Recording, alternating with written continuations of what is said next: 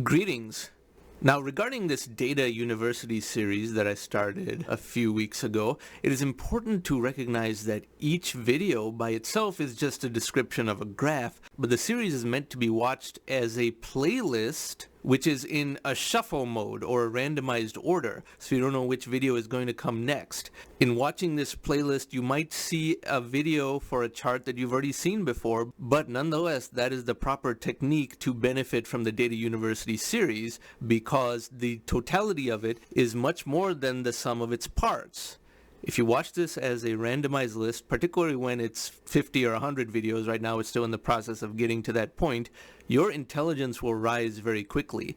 And this Data University series is designed to be useful even for children as young as 11, perhaps. Some people have expressed dissatisfaction at these types of videos, but they are seeing each video as a standalone unit rather than a component of the larger playlist. It's more analogous to a link in a chain, or one line of code within a software program, or one atom within a molecule. Think of it that way. The totality is much more than the sum of its individual parts, and it should be viewed as such rather than just a standalone video describing a graph. And with that, we come to this new chart, which is Moore's Law. Now, Moore's Law was originated by Gordon Moore, who passed away recently, which is why I'm doing this video now. He passed away after a long life, and Moore's Law still is going on, even though the origins of Moore's Law are from an article he wrote in 1965. And Intel Corporation was co-founded by Gordon Moore in 1968, and starting from 1971, when we have this Intel 4004 processor,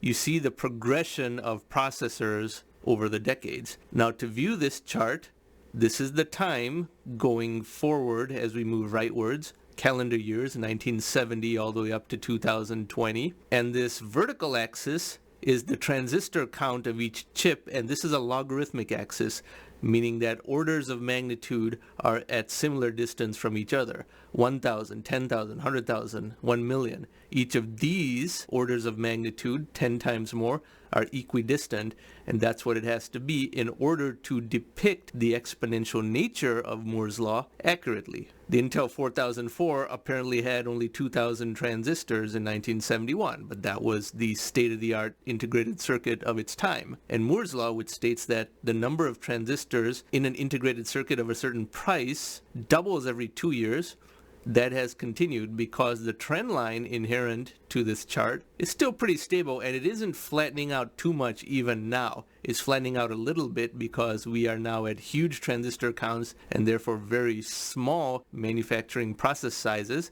3 nanometers to be exact, which is further than anyone thought it could go. The fact that Moore's Law is still continuing, even in a somewhat diminished state, but is still continuing in 2022, which is even a little bit after this chart, is remarkable.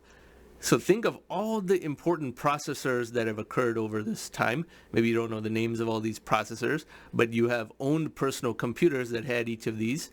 Think about the first home computer you owned and what year that was, and how many transistors was the trend line for that year. And then the second personal computer you owned, then the third, the fourth, and what you buy now. And how what you can buy today is 100,000 or 1,000,000 times more powerful than what you could have bought in the 1980s. That is Moore's Law. It is the backbone of technological progress and certainly of computing progress. Even in this header, it says that this advancement is important for other aspects of technological progress in computing, such as processing speed or the price of computers.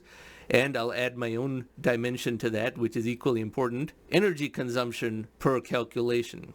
Now you can do millions of calculations for the same amount of energy consumption as it cost to do just one calculation half a century ago. Energy consumption is an important dimension of computational progress because energy efficiency gains are a mandatory requirement for any advancement in computation. This is the core of any discussion around futurism and technological progress, and is a super important concept, and therefore a hugely important chart for everyone to internalize and to cheer for, because even when semiconductor-based computing technologies saturate and Moore's law can no longer continue, exponential computing progress will still continue through some other architecture of computing, and therefore separate from transistor count, the number of calculations per second, etc., are what we will be measuring, like we see in those supercomputer charts that I do other videos for. Thanks for watching.